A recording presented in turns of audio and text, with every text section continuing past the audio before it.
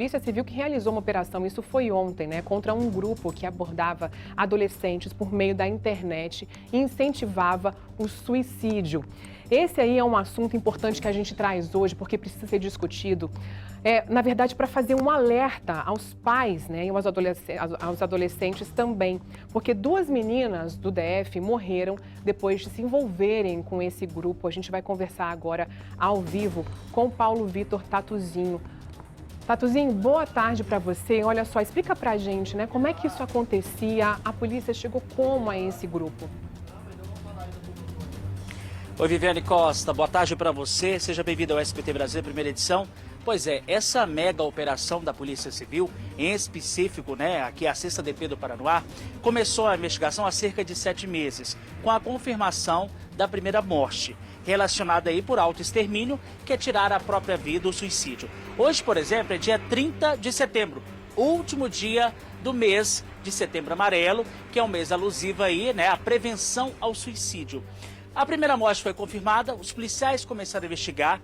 Há um segundo caso da amiga dessa pessoa que tirou a vida de forma primeiro, que está sendo investigado, mas a polícia, por meio dessa investigação, começou aí a cumprir mandados de busca e apreensão nos estados de Goiás, São Paulo e também Rio de Janeiro.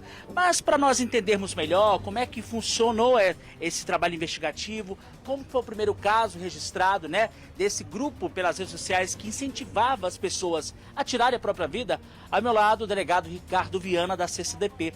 Doutor, boa tarde, bem-vindo ao SBT. Como é que começou toda essa história para vocês aqui da Polícia Civil? Boa tarde a todos. Conforme você narrou, uma investigação aí exitosa de 7 meses. Nós tivemos em fevereiro a primeira vítima aqui. Ela ingeriu uma substância e passou mal, foi encaminhada ao hospital e infelizmente teve a sua vida ceifada e suicidou, né? Infelizmente. E aí as investigações chegaram, nós tivemos informações dessa pessoa. Ela era gamer, muito ligada ao seu computador, ao seu celular. Esses objetos foram apreendidos depois de um excelente trabalho pericial. Nós chegamos à conclusão que essa pessoa, ela estava inserida num grupo CTB+, que quer dizer, depois das investigações, codificaram isso como Cat the Bus, um grupo que o tema seria suicídio.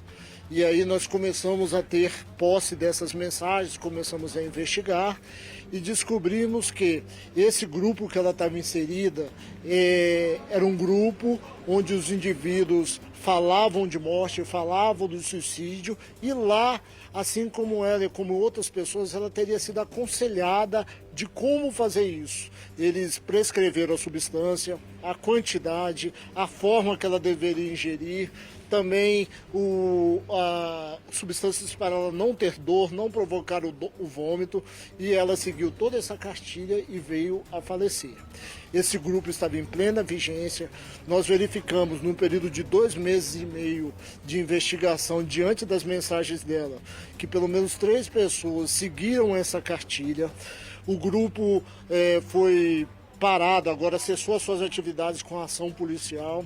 Nós vamos ter posse desses aparelhos celulares, desses telefones, para saber quantas pessoas morreram nesse período em decorrência das ações que estavam sendo empreendidas por esse pessoal. Doutor, primeira morte confirmada do Paranoá, como o senhor disse, há 7 meses, né? Há um segundo caso que está sendo investigado, que seria de uma pessoa ligada a essa primeira vítima, que seria uma amiga, né?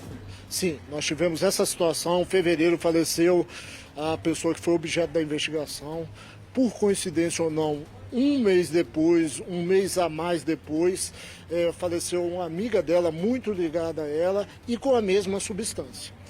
A gente agora, de posse desses aparelhos celulares e dos computadores, nós vamos ver se essa pessoa é ligada ao grupo, que por coincidência ela utilizou a mesma substância, a mesma quantidade que utilizou a primeira vítima. Doutor, até agora essa operação conseguiu prender quantas pessoas, né? E o que essas pessoas agora devem responder por conta desse crime aí? Foi uma operação interestadual da Polícia Civil do Distrito Federal. As equipes ainda não chegaram ao DF. Nós temos equipes no estado de São Paulo, equipes em Goiânia e equipes no Rio de Janeiro. Ao todo foram presos 4 pessoas, nós cumprimos 4 mandados de busca. Esses objetos foram apreendidos e essas pessoas forem indiciadas pelos crimes de suicídio pelo resultado qualificado, com pena de 2 a 6 anos, e também pela associação criminosa, com pena de 1 a 3 anos. A gente sabe que, para encerrar aqui, é um assunto muito delicado falar de suicídio, falar de autoextermínio, mas, por exemplo, a gente está encerrando agora o Setembro Amarelo, que é de alusão aí à prevenção ao suicídio. Quem está em casa, por exemplo, está passando por uma situação dessa, a mãe e o pai, que está vendo que o filho, às vezes, está numa situação que não quer falar, porque às vezes não consegue falar, deve procurar a Polícia Civil? Como é que funciona, por exemplo, principalmente para ajudar vocês aqui? Pois é, você colocou num tema muito importante, se tem um tabu de não falar sobre suicídio, mas a investigação veio a coroar o Setembro Amarelo. Essa atividade da Polícia Civil do Distrito Federal, eu acredito que ela tem um caráter muito pedagógico, porque ela está preservando vidas. O grupo, a partir do momento que ela parar, ela está preservando vidas. Nós temos 800 mil pessoas no mundo que se suicidam por ano e no Brasil 12 mil pessoas. Então eu acho que a gente tem que começar esse diálogo. Esse diálogo passa pela educação nas escolas, na família, nas instituições públicas e privadas. A partir do momento que a gente começar a falar e tocar a pessoa sobre a importância da vida, nós teremos uma prevenção maior e uma preservação da vida. Aí, delegado Ricardo Viana, Viviane, falando com a gente aqui no SBT Brasil Primeira Edição, trazendo detalhes dessa mega operação, né, no combate a esse grupo que vinha incentivando aí jovens, adolescentes a tirarem a própria vida por meio das redes sociais. Aí do estúdio, minha querida Viviane, alguma pergunta a fazer aqui pro delegado? Olha, Tatuzinho, na verdade eu quero parabenizar o trabalho da polícia, né, do delegado Ricardo Viana também, que acabou falando um pouquinho aí sobre essa importância de discutir esse assunto. A gente realmente, às vezes, tem esse cuidado para falar, né, sobre suicídio, mas acho que é algo que a gente precisa realmente trazer para uma conversa, né, deixar isso mais claro. Então, eu quero agradecer a você que trouxe aí também essas informações, Tatuzinho, e ao delegado. Uma boa tarde para vocês, viu?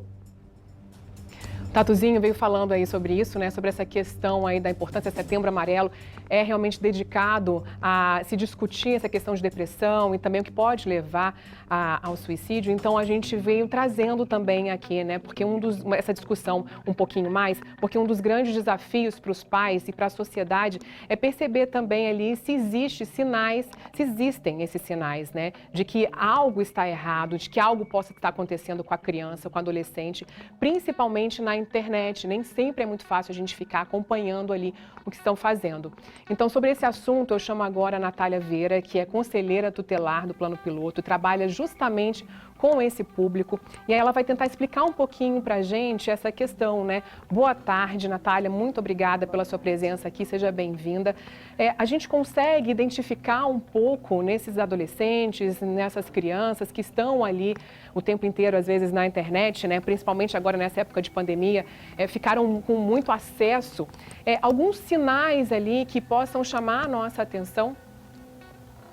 Viviane, boa tarde a todos e todas que nos assistem, em especial os adolescentes. É muito importante que nós, enquanto sociedade, a gente tire esse estigma da adolescência como uma fase difícil, uma fase de rebeldia. A adolescência é uma fase muito importante na construção de nós como indivíduos, seres humanos.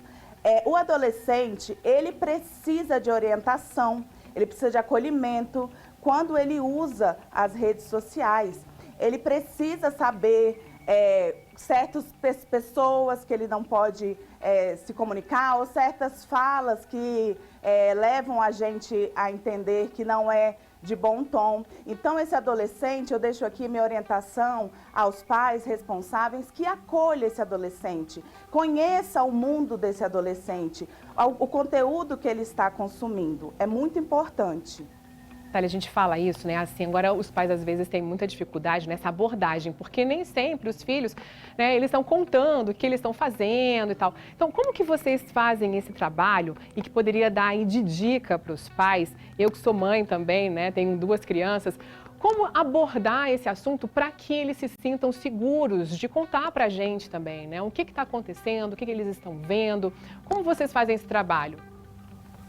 Olha, Viviane, é muito importante que a família sempre abra esse espaço de diálogo com esse adolescente, com essa criança também, porque é fato que essa geração está muito dentro da tecnologia, mas que seja orientado, que a família pergunte, se interesse pelo YouTube, pela rede social que ele está usando, monitore, né? E faça parte, entre no mundo desse adolescente, converse com ele, pergunte, está tudo bem, como você está, né? Repare também o adolescente que está muito solitário, querendo ficar só em casa, muito irritado. É importante que os pais fiquem atentos e pergunte, porque muitas vezes ali no dia a dia, a gente vai ficando com um olhar cansado e um olhar não tão treinado. Então, a minha orientação é procure ajuda profissional, né? Procure o conselho tutelar também da sua região. É muito importante que esse adolescente não se sinta só. Isso, você veio num ponto também importante. O conselho tutelar, como é que ele pode ajudar esses pais, né? Os pais que, de repente, ou o próprio adolescente que precisa ali de uma orientação, como é que o conselho tutelar pode ajudar nesse sentido? Como é que as pessoas fazem para procurar essa ajuda? Olha, uma das nossas atribuições pelo Estatuto da Criança e do Adolescente é orientar as famílias, encaminhar para serviços públicos, né? Então, essa é uma das atribuições enquanto conselho. Aproveita aqui o espaço para deixar um apelo aos nossos governantes do Distrito Federal que invistam, fortaleçam a rede de atendimento psicossocial, para que nossa população tenha um atendimento cada vez melhor, maior, para que a gente possa tratar. Porque é fato que essa pandemia atacou a saúde mental de muitas pessoas, sobretudo as crianças e os adolescentes, que muitas vezes têm uma dificuldade, não possuem recurso para lidar com essas questões. Então é importante, pai, mãe, responsável, que você procure ajuda, que você converse, não deixe esse adolescente sozinho, não ache que ele vai conseguir resolver isso tudo sozinho. Dê a mão, juntos somos mais fortes e falar é a melhor opção. Com certeza. Agora, tem algum contato, um número que você possa deixar aqui para as pessoas entrarem em contato, Natália? Olha, nós temos o CISDECA, que é a Coordenação de Violação de Direitos de Crianças e Adolescentes, que é feito pela Secretaria de Justiça e Cidadania, que temos o canal 125, que é um canal de denúncia, que é um canal que você pode também se orientar, saber qual é o conselho que atenda a sua região, porque nós atendemos por região, e também temos o Disque 100. Denuncie. Se você está vendo que tem algo errado, alguma rede que não está com um tema muito legal, denuncie, porque a denúncia salva vidas. Com certeza. Obrigada, viu, pela sua participação aqui, Natália Vieira, então, conselheira tutelar, ajudando a gente a entender um pouquinho melhor e a orientar esses adolescentes e as crianças também. Uma ótima tarde para você. Obrigada.